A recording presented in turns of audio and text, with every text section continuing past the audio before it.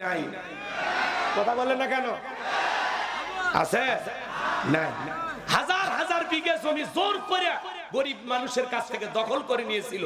সে হাজার হাজার বিঘা জমি পড়ে আছে, নেতা নাই। কথা বলেন, কথা বলেন।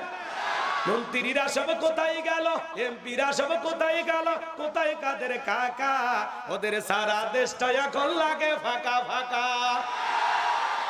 আইন মন্ত্রী আটকে গেল আইনেরই ফাঁকে, দাড়ি সারা দরবেশটারে ভণ্ড ভণ্ড লাগে।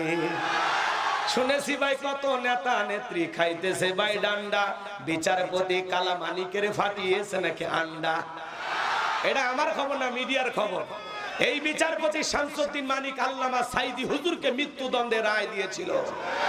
আমরা বলতে চাই এই বিচারক নামের কুখ্যাত কালামানিককেও ওই একই ট্রাইব্যুনালে মৃত্যুদণ্ডের রায় দিতে হবে। এই বিচারপতি শামসুদ্দিন মানিক সাংবাদিক এক বোনকে অপমান করে রাজাকারের বাচ্চা বলেছিল। ছাত্র আন্দোলনের সমস্ত ছাত্রদেরকে রাজাকারের বাচ্চা বলে গালি দিয়েছিল। কথা বলে ডেকে না। এই বিচারপতি শামসুদ্দিন মানিক 116 জন আলেমের তালিকা করে দুদকের কাছে জমা দিয়েছিল। আমার রোল নাম্বার ছিল 23। কত নাম্বার? যারা আলেমদের তালিকা করেছিল বিনা তালিকায় কলার পাতায় শুয়ে আছে। পুলিশ যা বলছে যে ভাই কলার পাতায় শুয়ে আছেন, ছাগল কোনটা খাইতেছে কোনটা খায়, বাঁচতে চাইলে জেলখানায় চলে। আমাদের বাংলাদেশের প্রধান বিচারপতি তিনি সহ বেশ কয়েকজন বিচারক বলেছেন যে এই বিচারক মানিকের যে কলার পাতায় শুয়ে থাকা ছবি, এটা প্রত্যেকটা আদালতে, প্রত্যেকটা কোর্টের বারান্দায় যে বিচারকেরা বিচার করে তাদের পিছনে ছবিটা ঝুলিয়ে রাখা উচিত। এই ছবি দেখে যেন তারা বোঝে ন্যায় বিচার করলে বেঁচে যাবে, আর অন্যায় অপরাধ করলে কলার পাতায় হয়ে থাকবে। কথা বলে ঠিক কি না?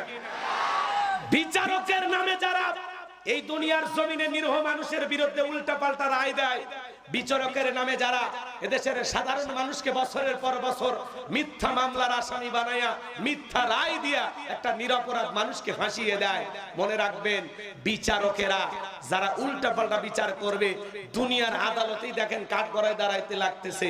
আল্লাহর আদালতে ওদের কি বিচার হবে সময় বলে দেবে। কথা বলেন ঠিক কিনা? আল্লাহ যেন সমস্ত বিচারক যারা এই দেশে আছে ন্যায় বিচার কায়েম করার তৌফিক দান করেন। চিল্লা বলেন আমিন। ফলকের ঝলক গেল, ফলকের ঝলক গেল, থামিয়ে নেটের চাকা, কল লাগে ফাঁকা ফাঁকা। কোথায় গেল সংসদের